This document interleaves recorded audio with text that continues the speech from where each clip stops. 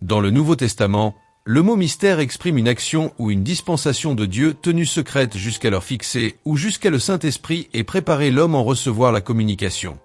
Romains 16, 25 à 26.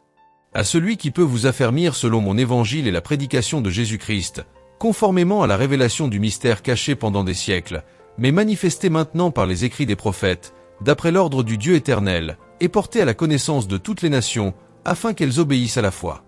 Les mystères du royaume de Dieu ou royaume des cieux. Le royaume de Dieu ou royaume des cieux est le domaine où Dieu règne, où sa volonté est révérée et accomplie. C'est la seigneurie de Dieu en Jésus-Christ qui s'instaure dans les cœurs et sur la terre. Il est déjà présent dans la personne de Jésus-Christ et dans son Église. Luc 17, 20-21. Le royaume de Dieu est venu vers nous. Cependant, ce royaume se manifestera dans sa plénitude à la fin des temps, au retour de Christ. Le Seigneur Jésus-Christ régnera 1000 ans sur la terre. Un règne de paix, de justice et de prospérité. Marc 4, 10 à 12.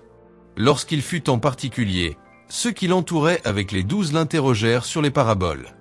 Il leur dit, « C'est à vous qu'a été donné le mystère du royaume de Dieu, mais pour ceux qui sont dehors tout se passe en paraboles, afin qu'en voyant ils voient et n'aperçoivent point, et qu'en entendant ils entendent et ne comprennent point, de peur qu'ils ne se convertissent, et que les péchés ne leur soient pardonnés. » Matthieu 13, 17, 44 à 51a.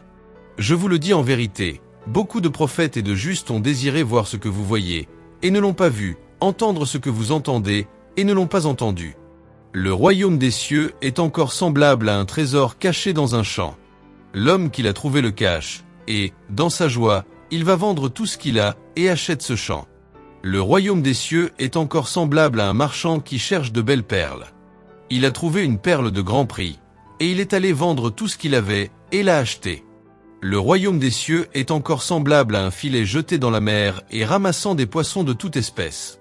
Quand il est rempli, les pêcheurs le tirent, et, après s'être assis sur le rivage, ils mettent dans des vases ce qui est bon, et ils jettent ce qui est mauvais. Il en sera de même à la fin du monde.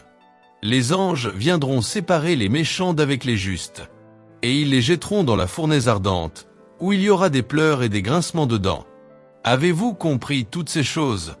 Si tu confesses de ta bouche le Seigneur Jésus, et si tu crois dans ton cœur que Dieu l'a ressuscité des morts, tu seras sauvé. Romains 10, 9. Le Seigneur Jésus-Christ revient bientôt.